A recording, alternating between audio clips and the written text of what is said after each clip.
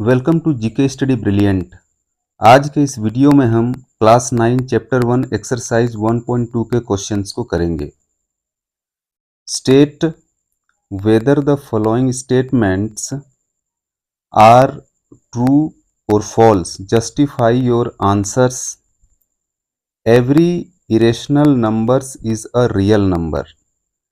प्रत्येक irrational number एक real number होता है।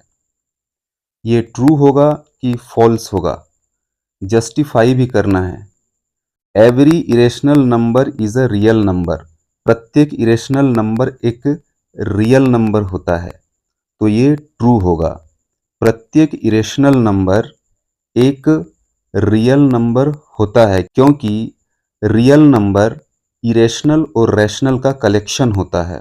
तो यहाँ पर हम लिखेंगे ट्रू और रीजन में बताएंगे real numbers are the collection of rational and irrational. Second question है, every point on the number line is of the form root m where m is a natural number. Number line पर सभी points root M के रूप का होता है, जहां M एक नेचुरल नंबर होता है। तो ये हो जाएगा फॉल्स। सभी नंबर्स नंबर लाइन पर रूट एम के रूप का नहीं होता है। जैसे रूट 4 का वैल्यू 2 होता है, इसीलिए ये कह देना कि सभी नंबर रूट एम के रूप का होता है, ये गलत होगा। तो यहाँ पर लिखेंगे फॉल्स और रीजन लिखेंगे root 4 is equal to 2। Next question है, every real number is an irrational number. प्रत्येक रियल नंबर एक इरेशनल नंबर होता है। ये भी हो जाएगा फॉल्स, क्योंकि 5 एक रियल नंबर तो है लेकिन इरेशनल नहीं है, इसीलिए सारे रियल नंबर्स इरेशनल नहीं हो सकते। इसलिए लिखेंगे फॉल्स और रीजन में लिखेंगे 5 is a real number but not irrational. Are the square roots of all positive integers irrational?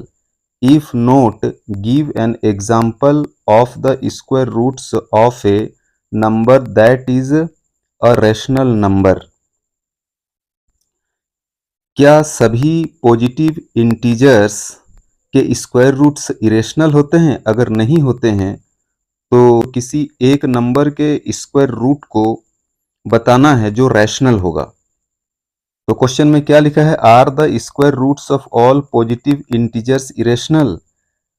क्या सभी पॉजिटिव इंटीजर्स के स्क्वायर रूट इरेशनल होते हैं? तो इसका आंसर होगा नहीं, क्योंकि 9 भी एक पॉजिटिव इंटीजर है और इसका स्क्वायर रूट यहाँ पे 3 आ रहा है और 3 इरेशनल नहीं बल्कि एक रैशनल नंबर है। तो यहाँ पर हम रीजन में लिखेंगे no root 9 is equal to 3 is a rational number, so that root 5 can be represented on the number line. हमें रूट 5 को नंबर लाइन पर रिप्रेजेंट करना है, ये दिखाना है। तो इसको कैसे करेंगे? तो इसको बहुत अच्छे से आप लोगों को समझ लेना है। सबसे पहले एक हम नंबर लाइन ड्रॉ कर लेंगे, जैसा कि यहाँ पर आप इस तरह देख रहे हैं।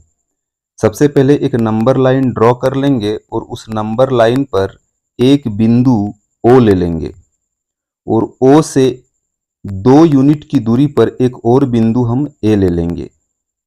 O से 2 यूनिट की दूरी पर एक बिंदु A ले लेंगे। 2 यूनिट मतलब 2 सेंटीमीटर। उसके बाद इस A बिंदु पर 90 डिग्री का एक एंगल बनाना है।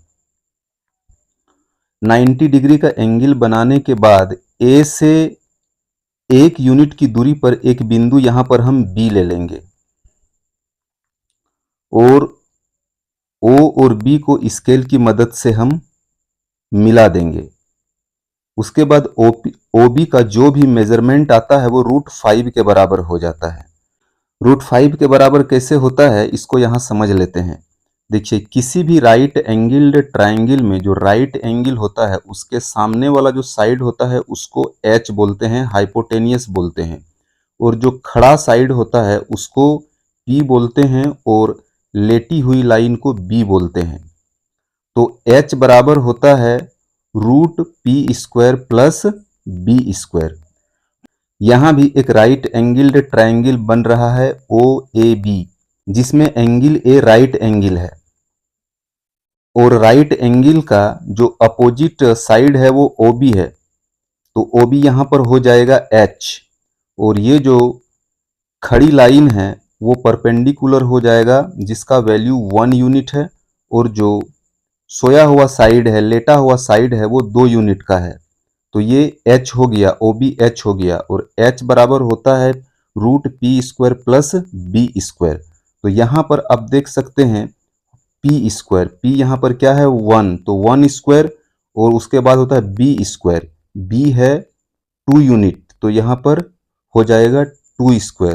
अब बराबर में होगा 1 का स्क्वायर 1 प्लस 2 का स्क्वायर 4।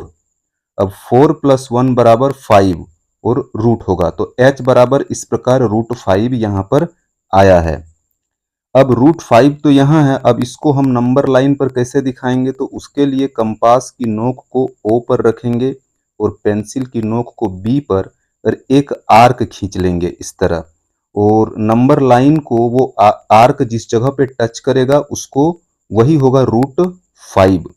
अब यहाँ पर एक सवाल ये उठता है, यहाँ जो OB है वो OC के बराबर हो जाएगा, तभी तो O से लेके C तक का वैल्यू √5 होगा जो नंबर लाइन पे इस तरह से शो करेगा।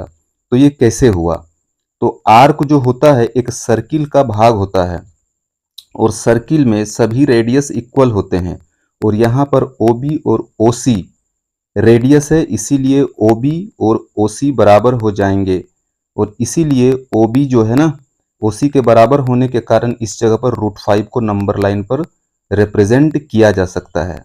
नेक्स्ट क्वेश्चन 4 में एक स्पाइरल बनाना है। सबसे पहले एक नंबर लाइन ड्रॉ कर लेना है, उस नंबर लाइन पर एक बिंदु O ले लेना है, और O से 1 यूनिट की दूरी पर एक और बिंदु ले लेना है P1।